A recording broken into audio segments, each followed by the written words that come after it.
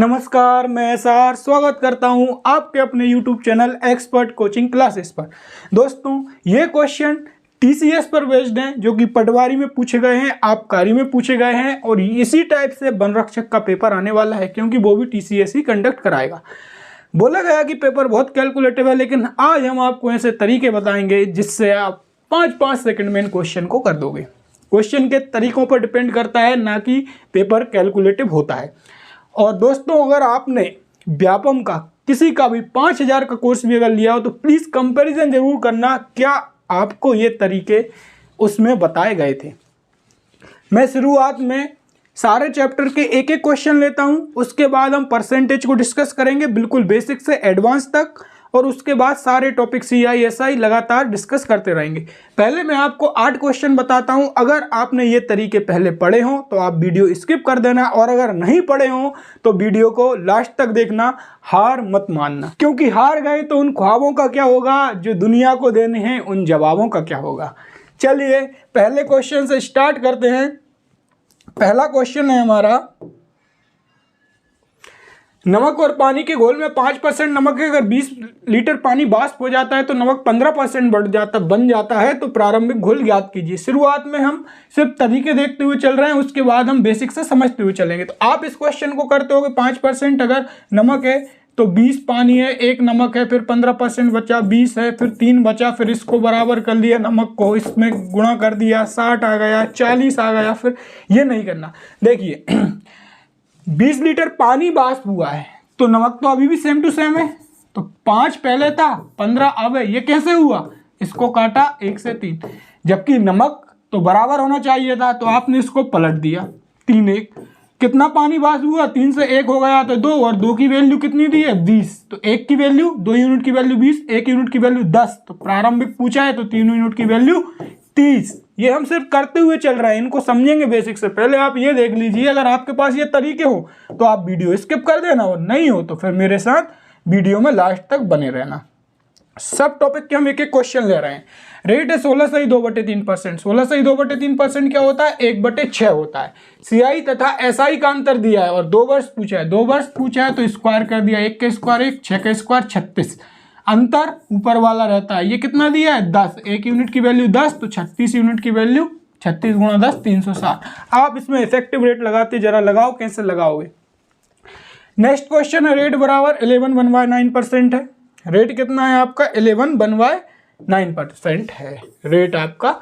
और क्या होता है? 1/9 होता है। 2 साल पूछा है तो मूलधन भी पूछा है, तो मूलधन मतलब प्रिंसिपल और अमाउंट का रेशियो स्क्वायर हो जाता है। 9 का स्क्वायर 10 का स्क्वायर हो जाएगा। लेकिन मैंने बताया था कि पहले साल और दूसरे साल का रेशियो वही होता है, जो पहले साल और दूसरे साल के ब्याज का रेशियो वही होता है जो पहले साल और दूसरे साल के मूलधन का होता है। तो पहले साल ब्याज 9, दूसरे साल ब्याज 10, तो दूसरे साल का ही ब्याज दिया है उसने चक्रवृद्धि ब्याज। तो 10x बराबर क्या दिया है? 20। तो x बराबर क्या हो जाएगा? 10 यूनिट बराबर 20, तो 1 यूनिट बराबर 2। आप कुछ भी पूछे, 10 का स्क्वायर 100, मिश्र धन है, 100 यूनिट बराबर 100 गुणा 2 200, और 9 का स्क्वायर 81, तो 81 यूनिट बराबर 81 गुणा 2। ये आपका आंसर हो गया। दोनों वर्षों का चक्रवृद्धि ब्याज पूछा है, तो पहले साल और 2 वर्ष दूसरे साल का चक्रवृद्धि ब्याज ये है, तो 9 और 10 19, तो 19 यूनिट, 1 यूनिट बराबर 2, तो 19 गुणा 2। ये आंसर आ जाएगा। क्या एक लाइन में आप इसको कर पाते? देखते चलिए। ये अगर तरीके आपके पास हैं तो आप वीडियो स्किप कर देना, नहीं है तो आपको सीखने की जरूरत है, क्योंकि इन तरीकों से ही तो सिलेक्शन होगा। अब देखिए, एक दुकानदार अपनी वस्तुओं को X% पर बेचने का दावा करता है, परंतु वह 20% कम वजन तोलता है। जरा करिए इस सवाल को, किस किस तरीके से। 1000 मान लो, ये कुछ मत मानो। देखो ये फाइनल वैल्यू क्या है? 37 सही 1/2%। इसका मतलब होता है 3/8। लाभ हुआ है तो 8 से 11, और डिवाइडेड बाई क्या कर देंगे? 20% वजन कम तौलता है, मतलब 5 से 4, 4 दूनी 8, क्रॉस मल्टीप्लाई किया, 5 दूनी 10 और 10 से 11, 1/10 पर इंटू 100, आंसर हो गया 10%। ये कैसे हो रहा है, क्यों हो रहा है, मैं ये सब बताऊंगा। बस आप इन तरीकों को देखते हुए चलिए। इन तरीकों से सिलेक्शन होता है। जब तक इतना फास्ट मैथ नहीं आएगा तब तक हम वहाँ एग्जाम में कैसे सॉल्व करेंगे, क्योंकि और भी बैठे हैं इससे भी फास्ट करने वाले। अब ये सवाल पढ़िए, ए 16 दिनों में एक निश्चित काम को कर सकता है, काम शुरू होने के 4 दिन बाद छोड़ दिया, मतलब 4 दिन में कितना काम किया उसने, 4 एकम 4, 4 चौको 16, 1/4। अब बचा काम कितना, 1/4 हो गया, 3/4। और शेष काम भी करता है बी। शेष काम ये है, शेष काम कितने दिनों में करेगा, अगर बी, ये लिख लेना इसमें, अगर बी पूरा काम 24 दिनों में करता है, ये सवाल में, तो पूरा काम ये है, 4 काम कितने दिनों में कर रहा है, 24 में, तो 4 यूनिट बराबर 24, तो 1 यूनिट बराबर 6, तो 3 यूनिट बराबर 18। आप निकाल लेना, ऐसे ही निकलेगा, एलसीएम वगैरह लेते रहना।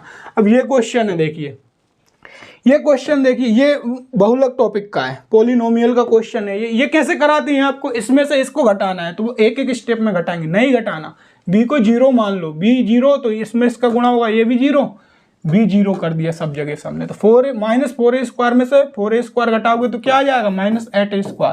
बी 0 करके देख लो किसमें 8a² आ रहा है, बी 0 किया नहीं आया, बी 0 किया नहीं आया, क्योंकि ये +8a² है, हमें -8a² चाहिए, बी 0 किया नहीं आया, बी 0 किया -8a² आ गया, ये आंसर। ये तरीकों से ही पेपर निकलेगा, इतना फास्ट मैथ होना चाहिए। तो मैं आपको पूरा मैथ इन्हीं तरीकों से पढ़ाने वाला हूँ, पूरा का पूरा मैथ। चलिए अब हम स्टार्ट करते हैं हमारा टॉपिक, परसेंटेज। बेसिक है भैया कि परसेंटेज से अगर हमें भिन्न फ्रैक्शन में जाना है तो क्या करेंगे, डिवाइडेड बाय 100 कर देंगे, 20/100 1/5 आ गया। भिन्न दिया है 3/5, अगर परसेंटेज में जाना है तो 3/5 × 100 कर देंगे, तो आ गया 60%। अब कुछ परसेंटेज हैं जिन्हें हमें याद रखना है। 1/2 क्या होता है, 50% बता दिया कि भिन्न से परसेंटेज में जाना है, × 100 कर दो, 1/2 × 100 क्या आ गया, 50%। 1/3 33 सही 1/3% होता। अगर मैं दुगना कर दूं तो क्या हो जाएगा, 2/3, तो 2/3 क्या हो जाएगा, 33 का दुगना 66 सही 2/3%। ये देखिए 66 सही 2/3%। 1/4 25% होता है, 1/5 20% होता है, 1/6 16 सही 2/3%, 1/7 14 सही 2/7%। ये चार्ट आपको याद होना है, रट लेना है इस चार्ट को, क्योंकि यही परसेंटेज पूछी जाती है आपसे। 1/11 9 सही 1/11 होता है। अगर मैंने 5/11 कर दिया तो 5 गुना हो जाएगा, तो 9 × 45 सही 5/11, तो 5/11 ये हो गया। अब हम सवालों पर चलते हैं। सवाल देखिए पहला क्या है, पहला सवाल हमारा ये है, यदि किसी संख्या का 10% इसी में जोड़ दिया जाए तो परिणाम 33 बन जाता है, तो संख्या ज्ञात कीजिए। बेसिक जरा देख लीजिए, आपने माना कि आपके पास 100x ये है मूल संख्या या वास्तविक संख्या। अब इसी का 10%, 100x का क्या होता है 10%, 10x, इसमें ही जोड़ दिया जाए तो ये क्या बन गया 110x। 110x, तो इसमें जोड़ने पर हमें संख्या क्या प्राप्त होती है, सवाल के अकॉर्डिंग 33। तो x की वैल्यू क्या आ जाएगी, 33/110 मतलब 3/10। तो 100x की वैल्यू क्या आ जाएगी, 100 × 3/10 30। अब हम इसे कैसे करेंगे, 10% की फ्रैक्शन वैल्यू हमें पता है 1/10, हम शॉर्ट फॉर्म में कर देंगे। अब ये बोल रहे हैं यदि किसी संख्या का, ये रहती है हमारी नीचे वाली वास्तविक संख्या, ऊपर आती है जो भी जोड़ना घटाना है वो इसी में जोड़ दिया जाए। जब 10 में 1 जोड़ेंगे तो 11 आ जाएगा, तो परिणामी क्या आती है 33। तो 11 यूनिट की वैल्यू 33, तो 1 यूनिट की वैल्यू 3, तो 10 यूनिट की वैल्यू 30। हम इसे इस तरीके से सॉल्व करेंगे। देखिए नेक्स्ट क्वेश्चन। अब यहां से हमारे टाइप चालू होते हैं, कुछ भी नहीं है परसेंटेज में, सिर्फ सक्सेसिव का गेम है। कैसे, आप तो ये याद रखिए 1 × 2 = 3 होता है। 60% मैथ इसी से सॉल्व हो जाएगा, क्योंकि यही रिलेशन मिलता है, भाव इंटू मात्रा बराबर खर्च मिलेगा आपको, भाव इंटू मात्रा बराबर खर्च मिलेगा, सैलरी इंटू काम बराबर इनकम मिलेगी, लंबाई गुणा चौड़ाई बराबर आयत मिलेगा, और भुजा इंटू भुजा बराबर वर्ग मिलेगा। ये तो बेसिक है, लेकिन बड़े बड़े क्वेश्चनों में भी ये मेथड काम आएगी आपकी। मैं बहुत सारे क्वेश्चन आपको इससे कराने वाला हूं। तो देखिए भाव इंटू मात्रा बराबर खर्च होता है, जैसे कि भाव इंटू मात्रा बराबर खर्च होता है। भाव मतलब कीमत, और मात्रा का मतलब ही खपत होता है। अब मैंने पूछा खपत बराबर क्या होगा, तो आप कहोगे खपत बराबर होगा खर्च बटे भाव। तो ये तो कर लोगे ना कि x × y बराबर अगर z है तो y बराबर क्या होगा z/x, और x बराबर क्या होगा z/y। बस यही तो है पूरा। में देखते हैं, पेट्रोल की कीमत 20% बढ़ गई, ठीक है, खपत कितनी कम करेगी, खर्च कांस्टेंट रहे। खर्च कांस्टेंट का मतलब ये रहता है कि अगर पहले 100 रुपये था खर्च तो अब भी 100 रुपये है, तो रेशियो क्या बनेगा, 1:1। पहले अगर 50 रुपये खर्च था तो अब भी 50 रुपये है, कांस्टेंट यही है, तो रेशियो तब भी 1:1 बनेगा। तो हमसे क्या पूछा है, खपत। खपत बराबर क्या होगा, खर्च बटे भाव, मतलब खर्च का रेशियो, खर्च पहले भी 1 था तो अब भी 1 है। नीचे क्या आएगा, भाव मतलब कीमत, कीमत का रेशियो 20% बढ़ गई, मतलब 20% मतलब 1/5, 1 बढ़ गई, 5 से 6 हो गया, क्रॉस मल्टीप्लाई कर दिया, 6 से 5 हो गया। अब पूछा है इसने कि कितनी कम खपत करें, तो पहले 6 करते थे, अब 5 कर रहे हो तो 1 कम खपत करो, किस पर, 6 पर। और 1/6 क्या होता है, 16 से 2/3%। क्या समझ में आया? अब देखिए अगर ये कंसेप्ट समझ में आया तो कितने जल्दी जल्दी हम सॉल्व करेंगे।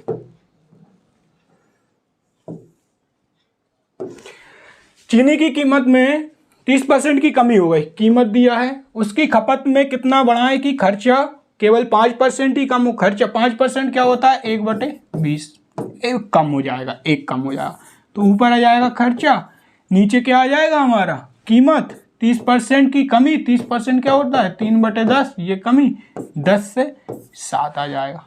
काट दीजिए, 10 एकम 10, 10 दूनी 20, तो क्या आ जाएगा, क्रॉस मल्टीप्लाई, 14:19। अब क्या पूछा है उसने,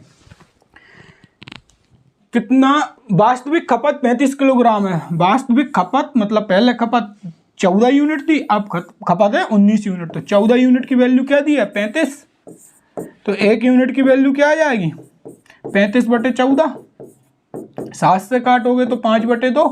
तो उसने क्या पूछा है, कितना बढ़ाएं, 14 थी पहले, अब हो गई 19, तो 5 यूनिट बढ़ाएं, तो 5 यूनिट की वैल्यू क्या आ जाएगी, 1 यूनिट की वैल्यू 5/2, तो 5 यूनिट की वैल्यू 5 × 5/2, मतलब 12.5 आंसर आ जाएगा। देखिए वो ही लगा है, 1 × 2 = 3।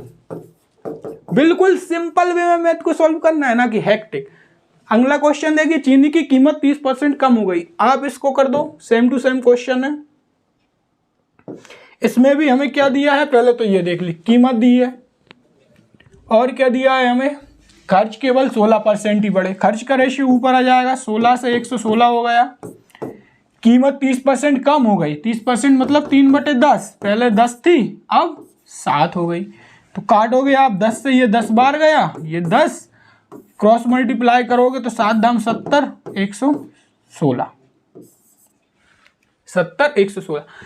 30% कम हो गई और 16% ही कम हुआ, ये कम हुआ है, ये कम हुआ है, ये कम हुआ है, ये हमने बढ़ा के लिख दिया ना, यहाँ कम हुआ है, थोड़ा सा इसे ठीक कर लेना।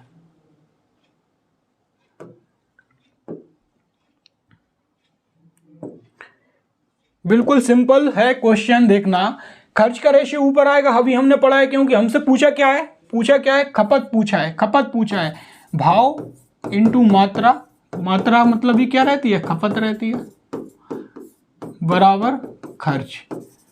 अब मात्रा निकालना है तो खर्च के नीचे क्या आ जाएगा, भाव आ जाएगा, तो खर्च क्या हो गया, 16% कम हुआ, मतलब पहले 100 था तो अब हो गया 16% कम, 100 का 16% 16, अब हो गया 84।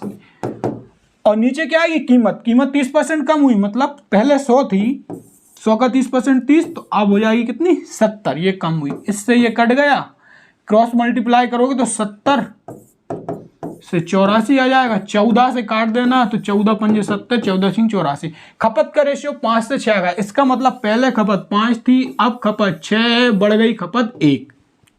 पूछ क्या रहा है बता दीजिए, वर्तमान खपत मतलब 5 यूनिट की वैल्यू पूछ रहा है। 32 किलोग्राम चाय अधिक खरीदना शुरू कर दिया, 32 किलोग्राम चाय अधिक, और अधिक यहाँ यूनिट में कितनी हुई है, 1 यूनिट, तो 1 यूनिट की वैल्यू क्या है, 32, तो वर्तमान खपत क्या है, 32 × 6। प्रारंभिक खपत पूछता तो 5 यूनिट थी, और प्रारंभिक खपत क्या हो जाती, 32 × 5। नेक्स्ट क्वेश्चन देखिए, शुगर की कीमत में 10% की कमी हो जाने से, शुगर की कीमत में 10% की कमी हो जाने से आलिया 400 रुपये में 2 किलोग्राम चीनी अधिक लाती है। इस बात को समझिए, आलिया है, आपकी दुकान है, किराने की दुकान है, आलिया आई, उसने 400 रुपये आपको दिए, 400 रुपये में पहले वह 10 किलोग्राम चीनी खरीद के ले जाती थी, लेकिन अब चीनी के रेट घट गए, तो अभी भी 400 ही रुपये दे रही है, लेकिन चीनी के रेट घट गए तो अब वह ज़्यादा खरीद कर ले जाएगी, 11 किलो खरीद कर ले जाएगी। तो पहले भी वह 400 रुपये ही देती थी आपको, अब भी 400 रुपये ही देती है। इस सवाल के कहने का मतलब ये है। तो यहाँ से भाई पहले 400 देती थी, अब भी 400 देती है, तो खर्च कांस्टेंट है। तो ऊपर हम क्या लिखते हैं, खर्च का रेशियो लिखते हैं। ऊपर क्या लिखते हैं हम, खर्च को लिखते हैं। तो खर्च लिख लिया हमने, पहले भी 400 था और अब भी 400 है, ये खर्च का रेशियो आ गया। कीमत में 10% की कमी हुई, 10% मतलब 1/10, 10 पर 1 की कमी, तो ये 10 से 9 लिख लिया हमने। 400 से 400 कट गया, 1:1 आ गया। इसका हमने क्रॉस मल्टीप्लाई किया तो क्या आ गया, 9:10 आ गया। अब वर्तमान खपत ये वाली और वास्तविक खपत ये वाली, ये दोनों बताना है। और बड़ी कितनी, 1, मतलब 1 किलोग्राम ज्यादा। तो 1 यूनिट की वैल्यू क्या दी है, 2 किलोग्राम। 1 यूनिट की वैल्यू क्या दी है, 2 किलोग्राम। तो प्रारंभिक खपत 9 यूनिट थी तो 18 किलोग्राम, और वास्तविक खपत जो अभी हो रही है 1 यूनिट की वैल्यू 2 है तो 10 यूनिट की वैल्यू 20। इतने से ज्यादा लिखना भी नहीं है हमें। राहुल की सैलरी 600 रुपये है, राहुल की सैलरी 600 रुपये है। तो हमने बताया था कि सैलरी कैसे बनेगी, सैलरी इंटू वर्क बराबर इनकम। तो हमें क्या दिया है इसमें, इनकम ही पूछा है। तो salary into work is equal to income है। तो ये भी वही 1 × 2 इज इक्वल टू 3। सैलरी का क्या सीन है, देखिए 20% बढ़ गई, मतलब 5 से 6 हो गई। 20% मतलब 1/5, 1 बढ़ी 5 पर तो 5 से 6 हो गई। काम 12.5% घट गया। 12.5% क्या होता है, 1/8, 1 घट गया, तो ये 8 से 7 हो गया। बीच में इंटू का साइन है, इंटू लगा दिया, फाइनल ये लिख दो। ये आ गया 5 × 8 40, और ये आ गया 42। इसमें क्या परसेंटेज में चेंज निकालना है, तो 2 बढ़ा 40 पर इंटू 100 क्या आ जाएगा, 5% आ जाएगा। क्या आ जाएगा, 5% आ जाएगा। अगले क्वेश्चन पर आते हैं। एक व्यापारी की आय पहले वर्ष 25% बढ़ी, दूसरे वर्ष 4% घटी, और ऐसा ही पैटर्न चलता रहा तो 5 साल बाद उसकी इनकम 72,000 रुपये है। तो उसकी प्रारंभिक इनकम क्या थी।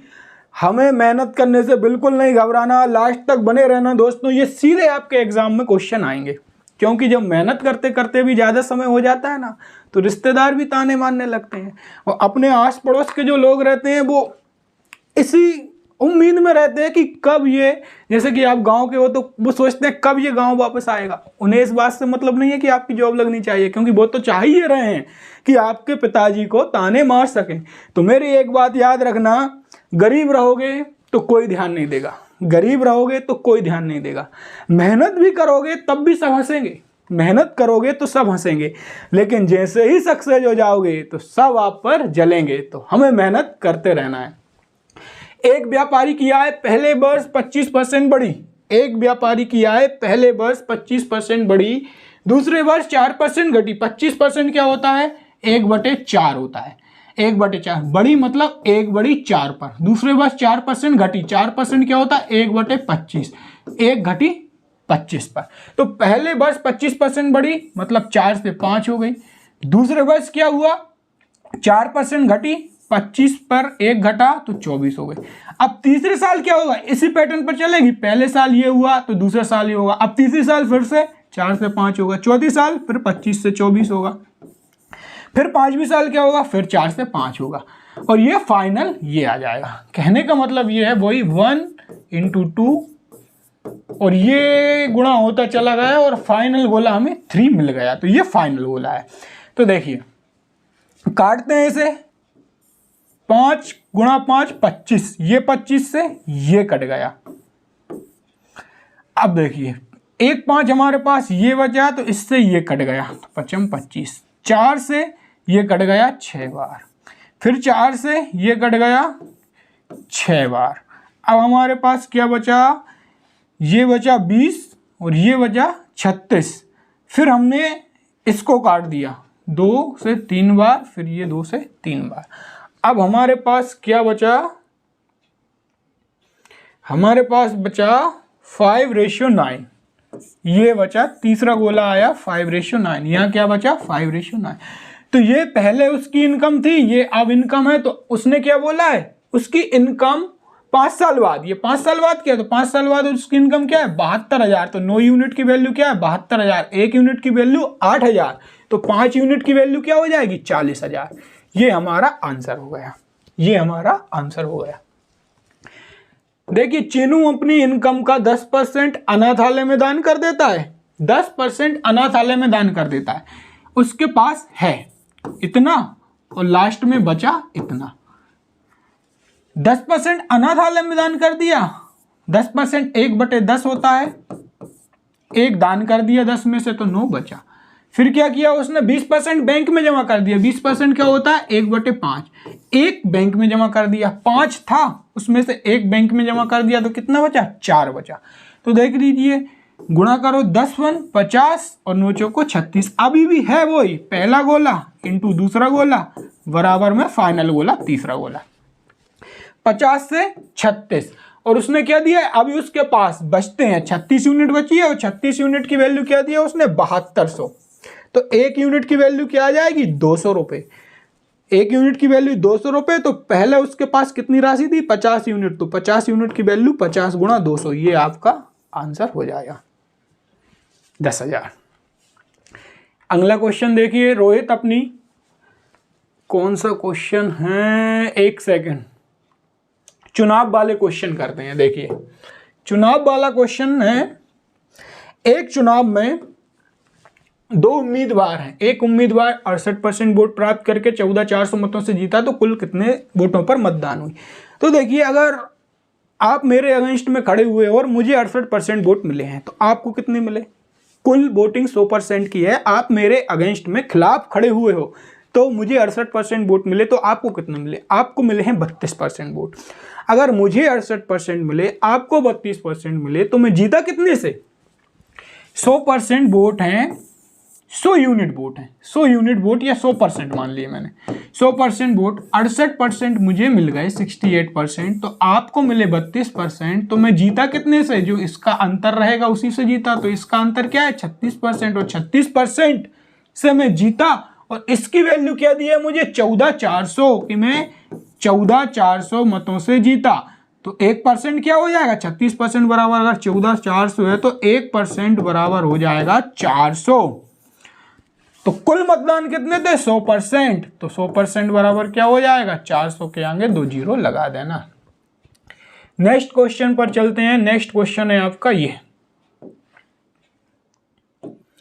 एक चुनाव में 2 उम्मीदवार थे, 20% मतदाताओं ने मत नहीं डाला। मेरी एक बात ध्यान रखना, अगर आप चुनाव वाले क्वेश्चन में कंफ्यूज भी होते हो तो जो मैं बता रहा हूं वो कर लेना। आपको पहले कुल मत मानना है, कुल मत कितने हैं x, ठीक है, 20% ने वोट नहीं डाला, 20% ने वोट नहीं डाला तो कितने बचे 80%, 100%, 20% ने वोट नहीं डाला, 100% है आपके पास, उसमें से 20% ने वोट नहीं डाला तो क्या बचा 80%। या आप ये सुनिए, कुल मेरे पास अगर 100 हैं और 20% ने वोट नहीं डाला तो बचे कितने 80%, तो ये 80 आ गया, चाहे आप इसको x मान लो चाहे आप इसको 100x मान लो। तो 20% ने मतदाताओं ने वोट नहीं डाला तो डाला कितने ने 80% ने, 80% क्या होता है 80% क्या होता है 0 से 0 4/5, तो 4/5 कहने का मतलब कुल वोट मेरे पास x थे, उसमें से भी 20% ने वोट नहीं डाला तो मेरे पास कितने वोट डले x का 4/5 मतलब 80%, 600 मत अभेद घोषित हो गए। अब इसमें से भी क्या होगा 600 अभेद हो गए घोषित, ये 600 मत अभेद घोषित हो गए, ठीक है।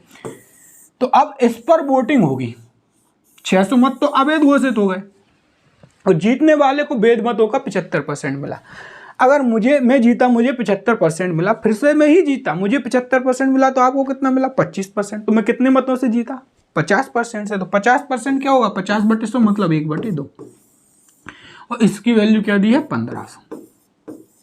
अब इसको काटिए जरा, देखिए इसका मैंने इसमें गुणा कर दिया, 2 को इस तरफ ले गया 3000 हो गया मेरे पास, x का मेरे पास बचा क्या 4/5 माइनस 2 को इधर ले गया तो 3000 हो गया, 1500 3000 और -600 उस तरफ गया तो क्या हो गया 3600 हो गया। तो 4 से इसे काटा 9 बार गया, 4 नाम 36, तो x बराबर क्या हो जाएगा 5 उस तरफ चला जाएगा तो 45, 45। ये मेरा आंसर आ गया। नेक्स्ट क्वेश्चन है, सुनील और प्रिया एक एग्जाम देते हैं, उनके द्वारा प्राप्त अंक का अंतर 60 अंक है तथा परसेंटेज में अंतर 30 है। परसेंटेज में अंतर कितना है 30 है। तो कुल पूर्णांक बताइए। देखिए कुल पूर्णांक 100% है, ठीक है। अब 60 अंक है, उनके द्वारा प्राप्त अंक का अंतर कितना है 60 अंक है, और ये परसेंटेज में कितना है 30% है।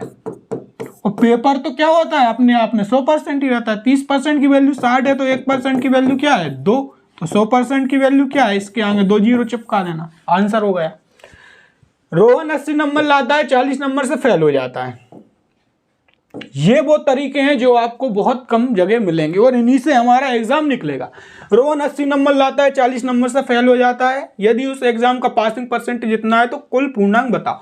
80 नंबर लाया, 40 नंबर से फेल हो गया, इसका मतलब यह है कि देखिए अगर मेरे 80 नंबर आए और मैं 40 नंबर से फेल हो गया, अगर 40 नंबर और आ जाते तो मैं पास हो जाता। तो 80 + 40 120 नंबर पे पास हो जाता, और ये पासिंग परसेंटेज किसके बराबर दी है 40% के। तो 1 + 4 × 12, 1% बराबर 3। कुल पेपर तो 100% रहता है, तो कुल पूर्णांक पूछें तो 100% बराबर क्या हो जाएगा 300 हो जाएगा।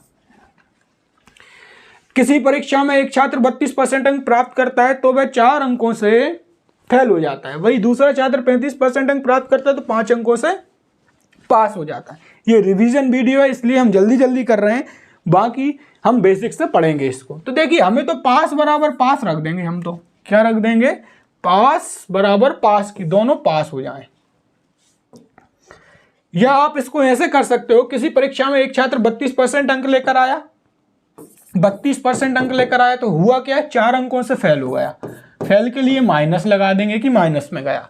दूसरा 35% अंक लेकर आया और 5 अंक से पास हो गया, मतलब प्लस में आ गया 5 अंक। क्यों? क्योंकि ये अगर बाउंड्री लाइन है तो इस तरफ अगर जाओगे, ये 0 की है तो इस तरफ जाओगे तो माइनस में आ जाएगा, इस तरफ जाओगे पास हो जाओगे तो प्लस में आ जाएगा। अब देखो 32% से 32% लाया, 4 अंकों से फेल, 35% लाया, 5 अंकों से पास हो गया। घटा दो, 35 में से 32 गए 3%, और 5 में से 4 गए 5, -4 तो माइनस माइनस प्लस हो जाएगा, 5 और 4 9, 3% की वैल्यू 9 है तो 1% की वैल्यू क्या हो जाएगी 3, तो 100% की वैल्यू क्या हो जाएगी 300। तो कुल पूर्णांक पूछा है तो 300। या हम ऐसे कर सकते हैं कि दोनों को पास करा दो, पास बराबर पास रख दो। कैसे?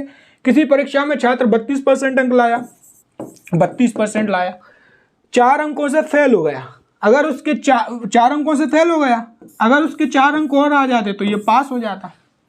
दूसरा छात्र क्या लाया 35% अंक लाया और 5 अंक से पास हो गया, मतलब 5 अंक ज्यादा लाया, अगर ये 5 अंक कम आ जाते तब ये सिर्फ पास ही होता। तो हमने पास बराबर पास रख दिया, तब भी वही आया। 35 में से 32 गए 3%, और ये 5 उस तरफ आया 9, 3% बराबर 9 तो 1% बराबर 3, तो 100% बराबर 300, ये भी वही हो गया। अब ये देखिए एक भिन्न का क्वेश्चन आता है, मैंने परसेंटेज के सारे टाइप कवर किए हैं, आपके जितने भी टाइप बनते हैं सब। एक भिन्न संख्या के अंश के दुगने, ये होता है अंश, ये रहता है हर। अंश के दुगने दुगना कर दिया, हर के 3 गुने 3 गुना कर दिया, में क्रमशः 40% बढ़ा दिया जाए, मतलब इसमें हर के दुगने में इसमें 40% बढ़ा दिया जाए तो 140 हो गया, और इसमें 30% घटा दिया जाए तो कोई 100 है, उस 100 का 30% 30 होता है, अगर 30% घटा दिया जाए तो क्या होगा 70 हो गया। तो यह भिन्न क्या बन जाती है 16/21 का 14% बन जाती है, ये बन जाती है। इसको काटना है और आंसर आ जाएगा। काटते हैं, देखिए 140 से 14 ये 10 बार गया तो यहाँ 0 बची, 10 बचा। 2 से काटा ये 8 बार गया तो यहाँ बचा हमारा 10 और यहाँ बचा है हमारा 8। नीचे देखते हैं 3 से काटा, 3 × 7 21, 21 से 21 गया और 0 से 0 गई, यहाँ 10 बचा। तो हमारे पास बचा क्या x/y आ जाएगा 8/100। इसको काटोगे 4 से तो आ जाएगा 2/25।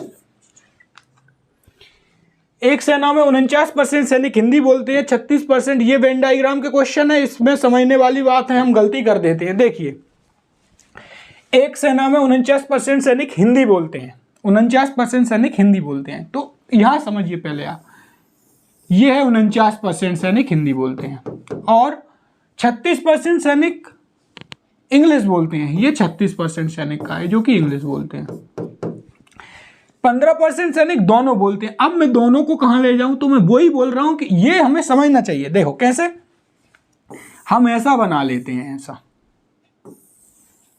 तो इसमें इसमें इसमें